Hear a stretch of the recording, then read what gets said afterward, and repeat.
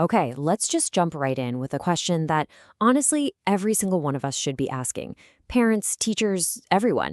How is all this screen time really affecting our kids' brains and their mental health? To figure this out, we're going to dive deep into the work of Dr. Nicholas Kardaras, who's one of the top addiction experts in the country. And, well, the picture he paints, it's pretty sobering. Let's just start with one number. Just one. According to the studies Dr. Kardaras points to, a teen who spends 5 or more hours a day on their phone is, get this, 71% more likely to have risk factors for suicide. I mean, just let that sink in for a second. That is an absolutely staggering statistic, and it really sets the stakes for everything we're about to talk about. This isn't just about, bad habits. We're talking about a full-blown mental health crisis. So you gotta ask, what's at the heart of this problem? Well, Dr. Kardaras says it's basically a simple biological mismatch. Think about it. Our DNA, our very biology, was shaped over thousands of years for social connection, for movement, for having a purpose. But the digital world we've built, it pushes us in the exact opposite direction. We're living in a way that is fundamentally unnatural, and our kids, they're right on the front lines of this evolutionary clash. So to really grasp just how serious this is, Dr. Kardaras uses this really powerful and, pretty controversial analogy. He wants us to seriously ask ourselves, are these glowing screens really as harmless as we've all been told? And look, this powerful idea didn't just come out of thin air. For Dr. Kardaras, it came from a really shocking experience in his own clinic. He talks about this personal tipping point, his aha moment, when he was treating a young man who was in a full-blown psychotic state. I mean, the kid couldn't tell what was real and what wasn't. And the cause? He'd been playing World of Warcraft for 10 to 12 hours every single day. So there he is in Dr. Kardaras's office, blinking, totally disoriented. And this is the question he asks. Are we still in the game? Wow. He had literally fallen into the matrix. It was this terrifying moment that just pulled back the curtain on a whole new kind of threat. The line between the digital world and the real world just blurring away. And not from some chemical substance, but from a screen. And that experience is what led him to coin this term, digital heroin. It's hyper-stimulating, immersive, interactive screen experiences. Why? Because brain imaging studies show they can hit the brain's pleasure centers in a way that is just chillingly similar to hard drugs like cocaine or heroin. Okay, so what is actually happening inside the brain? This happen. I mean, this isn't just about someone's behavior changing. We're talking about their actual physiology. So let's get into the hard science here. Dr. Kardaras calls it the double whammy effect. Like this. The screen acts as the stimulant that you get hooked on, right? But at the same time, it breaks the very part of your brain that you need to resist it. Just think about that for a second. The tool for impulse control gets damaged by the very thing you're supposed to be controlling. So let's break that down even more. Brain imaging studies are showing two major things happening. First, the gray matter up in the prefrontal cortex, that's the CEO of your brain, the part in charge of decision-making and impulse control, it actually starts to shrink. And second, the white matter, which is basically the neural connectivity. You can think of it like the insulation on all your brain's wiring. It starts to break down. And here is the most chilling part of all. These changes, this shrinking gray matter and the damaged white matter, they aren't just some random side effect. They are the exact same effects that researchers see in the brains of chronic substance abusers. The damage is directly physically comparable. Now, here is a really critical piece of the puzzle. This addictive quality we're seeing, it isn't an accident. It's not a bug in the system. It's a feature. And you know what? You don't have to take a psychologist's word for it.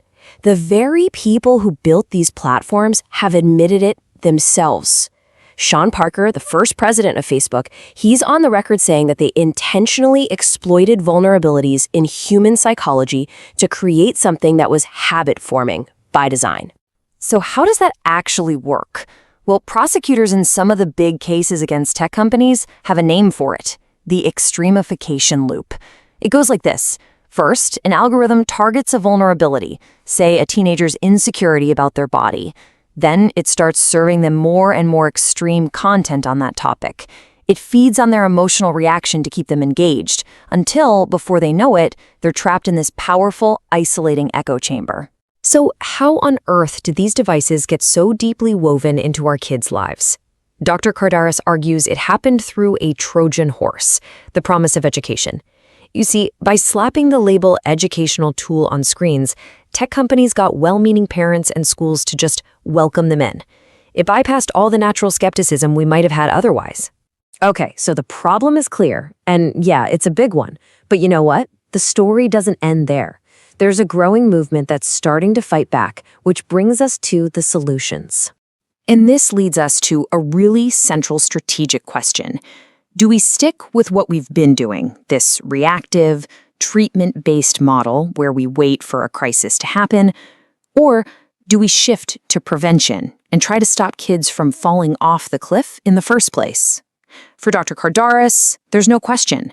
The only real viable solution is prevention. And this isn't just some vague idea. There are real strategies being pushed right now, creating a kind of playbook for prevention. We're talking about things like national mental health assessment days in schools to catch issues early. We're talking about class action lawsuits to hold big tech accountable. Warning labels on devices. Yeah, just like we did with cigarettes. And a huge, growing grassroots movement of parents who are just demanding change. And hey, if you want a model for what actually works, just look at Finland. They have some of the best educational outcomes in the entire world. And you know what they've done? They have explicitly rejected the one-to-one screen model in their classrooms. They saw it for what it was, distracting and harmful, and instead, they prioritize hands-on social emotional learning. All right, so what can you do right now in your own home? Let's bring this all the way down to the individual level, to what's actionable for you and your family. First things first, we have to look in the mirror. Dr. Kardaras calls it distracted parent syndrome, and the research here is pretty startling.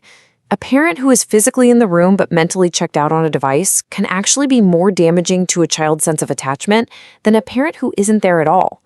Why? Because to that child, that distraction feels like a profound rejection. The solution, then, is simple to say, but maybe not always easy to do. Be present. What does that look like? It means delaying smartphones as long as possible, maybe joining the wait until 8th movement. It means actively nurturing real-world interests and hobbies, sports, music, art. It means setting up a weekly unplugged family day. And maybe, most important of all, it means modeling the very behavior you want to see in your kids. Now, for teenagers especially, there's a really powerful strategy. Instead of just laying down the law and saying no, empower them. Pull back the curtain for them. Show them exactly how these platforms are designed to manipulate their attention for profit. You can actually turn their natural rebellious energy away from you and aim it right at the tech companies that are trying to play them. Because ultimately, this battle for our children's attention, it's about more than just distraction. It's about autonomy. So the question we all have to ask ourselves is this: are we raising a generation of manipulated consumers, or are we giving them the tools and the space to become independent, creative, free thinkers? The choice, in large part, is ours.